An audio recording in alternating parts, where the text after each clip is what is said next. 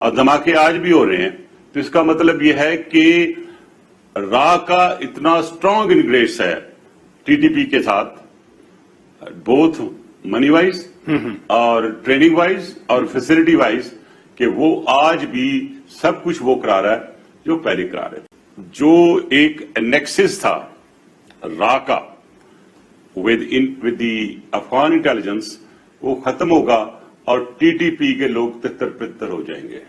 लेकिन मुझे अफसोस के साथ कहना पड़ता है कि इस वक्त हुनर में उन्होंने अपने हेडक्वार्टर को और मजबूत किया। आज भी एनडीएस में जो इंटेलिजेंस के लोग थे वो वही हैं अफगानिस्तान में। इसी तरह उनकी जो आर्मी ब्यूरोक्रेसी जितनी भारत में ट्रेन हुई है वो सारी वही है।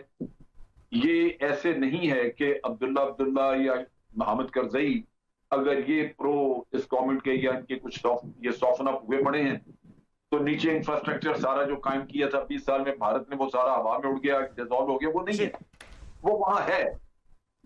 ये एक हकीकत है।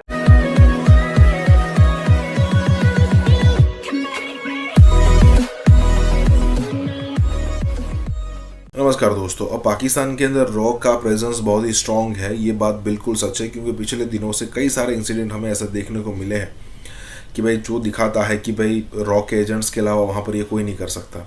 नॉट इवन पाकिस्तान, मतलब हर जगह पर रॉ के जो एजेंट्स हैं वो अच्छे खासी मात्रा में यहाँ पर बैठे हैं। दूसरी बात, अगर आप देखो पाकिस्तान के अंदर अगर स्पेशली हम बात करें तो जो बलूचिस्तान है, टीटीपी है, उसके अलावा जो और भी सेपरेटिस्ट ग्रुप है, अब ऐसा लगता है कि इंडिया के पास अच्छा खासा फंडिंग है और वो फंडिंग वहाँ पर किया जा रहा है। इसीलिए पाकिस्तान के अंदर आप देखो ना, तो पहले 1 महीने 1.5 महीने में एक धमाका होता था या फिर कोई ऐसी सिचुएशन क्रिएट होती थी जो नहीं होनी चाहिए। लेकिन उसके बाद क्या हुआ कि महीने में एक, फिर 2 हफ्ते में एक, फिर 1 हफ्ते में, और आज सिचुएशन ऐसी है कि रोज़ाना कोई ना कोई हरकत होती रहती है पाकिस्तान के अंदर। चाहे उनके एयरबेस पर अटैक करना हो, चाहे बलूचिस्तान के अंदर उनकी आर्मी के कर्नल हो, मेजर हो, उनको उनकी यहाँ पर सीधा उड़ा देना हो, या फिर कोई भी बात हो। पाकिस्तान में अब हर 1 या 2 दिन में कुछ ना कुछ बड़ा होता ही रहता है। इसी के साथ ये वीडियो शुरू करते हैं।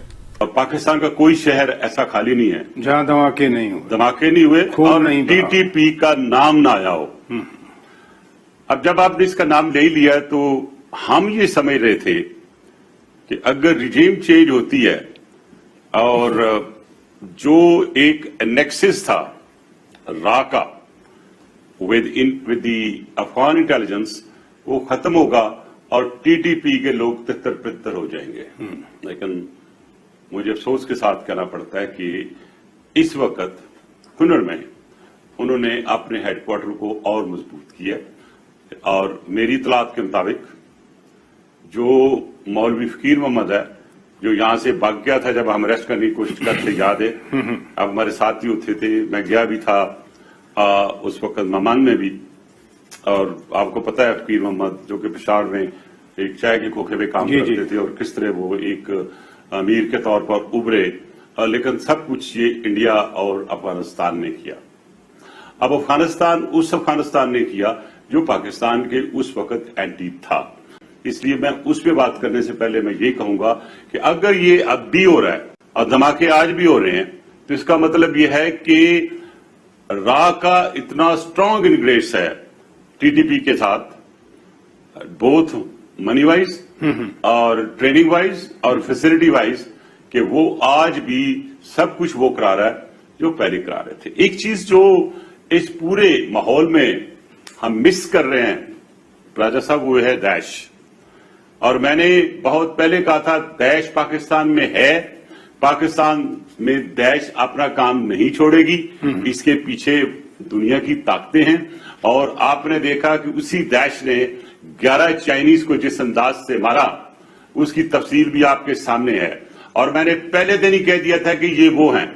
अब ये आने वाला वक्त जो है उसमें दैश, मुजाहिदीन, मैं यूज कर रहा हूं वर्ड, मुजाहिदीन वर्सेस तालिबान। अब मुजाहिदीन और वर्सेस तालिबान, मुजाहिदीन कौन है? अभी आने वही 80s वाले मुजाहिदीन। उनमें से कुछ जो मुजाहिदीन उस वक्त 80s के थे, वो on the basis of their differences वो तालिबान से लैदा हो गए थे।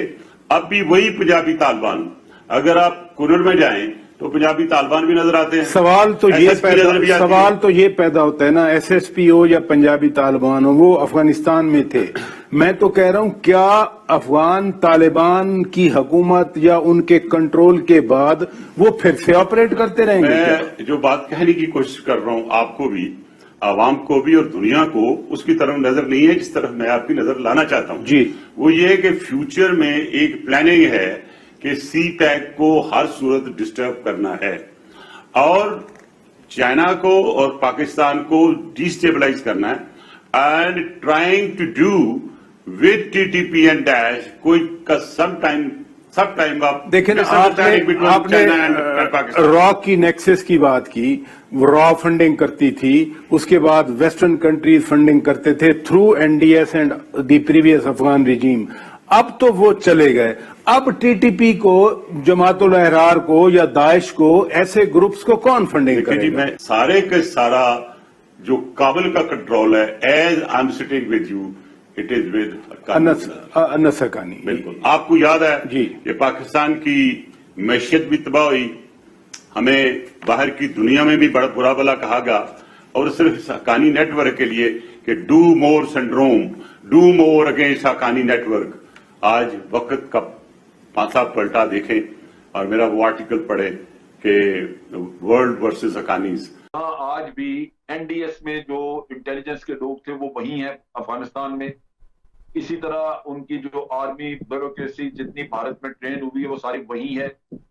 یہ ایسے نہیں ہے کہ عبداللہ یا محمد کرزئی اگر یہ پرو اس گورنمنٹ کے یا ان کے کچھ یہ سافن اپ ہوئے پڑے ہیں تو نیچے انفراسٹرکچر سارا جو قائم کیا تھا 20 سال میں بھارت نے وہ سارا ہوا میں اڑ گیا، ڈیزالو ہو گیا. وہ نہیں ہے، وہ وہاں ہے. یہ ایک حقیقت ہے. تو سول سوسائٹی میں نرمی دیکھ کے لوگ اس طرح کے جو ہیں وہ پرپوزے نکالتے ہیں. تو یہ ایشو جو ہے اتنی جلدی ڈائی ڈاؤن نہیں. رائٹ سر، میں جہانگیر کھٹک صاحب آپ کی طرف آئے تو شارٹ کمنٹ کر دیجئے گا. اب کیا آپ رول دیکھ رہے ہیں، کیا مستقبل دیکھ رہے ہیں افغانستان کا؟ امن دیکھ رہے ہیں یا اب بھی آپ دیکھ رہے ہیں کہ کہیں نہ کہیں افغانستان میں ڈسٹربنس رہے گی؟ میرا خیال یہ کہ تھوڑی بہت ڈسٹربنس تو شاید رہے، لیکن بہت بڑا انحصار طالبان کے رویے پر ہے اور فیوچر گورنمنٹ پر ہے. دیکھیں افغانستان اس وقت ایک بہت زیادہ مشکل وقت سے گزر رہا ہے. اس سال ان کی فصل ناکام ہوئی ہے، 20% ان کی خوراک جو ہے وہ پیداوار کمی آئی ہے. اس میں آدھی سے زیادہ آبادی، یہ یو این کے اسٹیمیٹس ہے کہ ان کو آدھی سے زیادہ آبادی کو اس وقت بیسک ہیومن اس کی ضرورت ہے، ہیلپ کی ضرورت ہے، جو ہیومینیٹیرین ہیلپ ہے. اور تقریباً 5.5 لاکھ لوگ خیموں میں بیٹھے ہوئے، تو وہاں پر مسائل بہت زیادہ ہیں اور پھر پیسے بھی نہیں ہیں. امریکہ اور دوسرے انسٹیٹیوشن نے $9.5 ارب ان کے روک لیے ہیں. پھر آئی ایم ایف نے $460 ملین ان کو دینے تھے، وہ بھی روک لیے ہیں. انٹرنیشنل ریکگنیشن جب تک نہیں آئے گی، طالبان گورنمنٹ جتنی بھی براڈ بیسڈ گورنمنٹ بنا لیں وہ ڈیلیور نہیں کر پائیں